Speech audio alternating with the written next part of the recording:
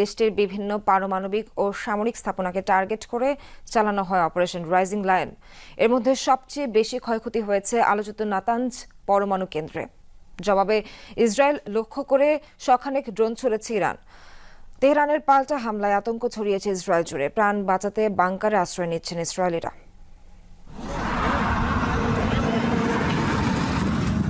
একের পর এক ইসরায়েলি ক্ষেপণাস্ত্র বিস্ফোরিত হচ্ছে আলোচিত নাতানজ পরমাণু কেন্দ্রে।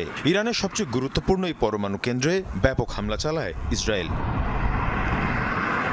একই চিত্র তিব্রিজেও বিমান হামলা চালানো হয় এয়ারপোর্ট সহ বিভিন্ন গুরুত্বপূর্ণ স্থাপনায়। ভিডিওতে দেখা যায় তিব্রিজ এয়ারপোর্টের বিভিন্ন অংশে ব্যাপক অগ্নিকাণ্ড।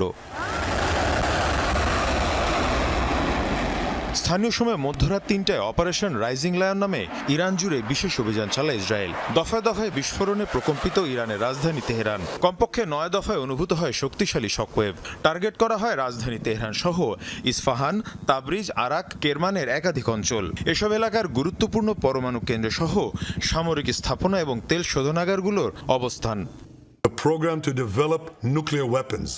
ইরানের হুমকি মোকাবেলায় কিছুক্ষণ আগেই অপারেশন রাইজিং লায়ন পরিচালনা করেছে ইসরায়েল। তেল আবিবের অস্তিত্বের